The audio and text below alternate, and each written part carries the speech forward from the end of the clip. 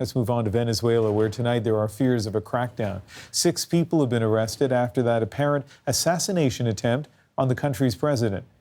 As Keith Bogue reports, drones packed with explosives blew up during a military parade.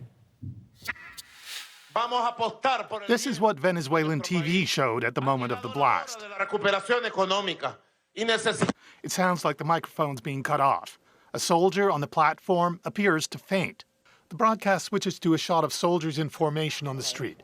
A moment later, a group seemingly dressed in black breaks through a barrier and appears to run from the right of the screen toward the soldiers, who, startled, panic and flee. It may be they are all fleeing the site of the explosion. This is what people at the event saw and heard. While soldiers in the street break formation and run, security on the platform surrounds President Nicolas Maduro. Later, in a nationally televised statement, Venezuela's Vice President of Communications says it was an attempted assassination by drone. Not this drone, says the Minister of the Interior, but 2 other drones, something like it. Outside an apartment building, people gawked at the scorch marks purportedly made by one of the drones when it crashed and exploded. Venezuela has been in turmoil for years as its economy disintegrates. It's brought people into the streets to protest against the government's economic management. Inflation is projected by the IMF to hit 1,000,000% this year. Maduro was re-elected to a 6-year term as president in May, in what the United Nations says was a process that did not meet even the minimum standards for free and credible elections. As the country descends deeper into its troubles, the government blames its neighbor Colombia and unspecified dissidents in the United States.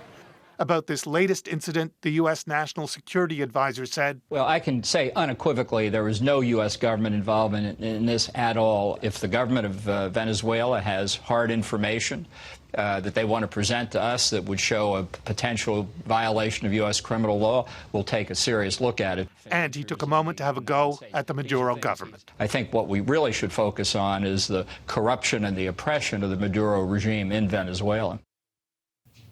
And Keith is watching this story for us from our Washington bureau. There have been 6 arrests in this incident so far. So does that mean that the government's getting to the bottom of what happened?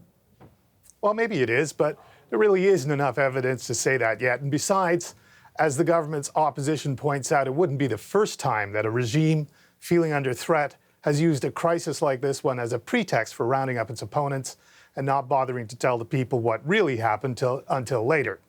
Or maybe never.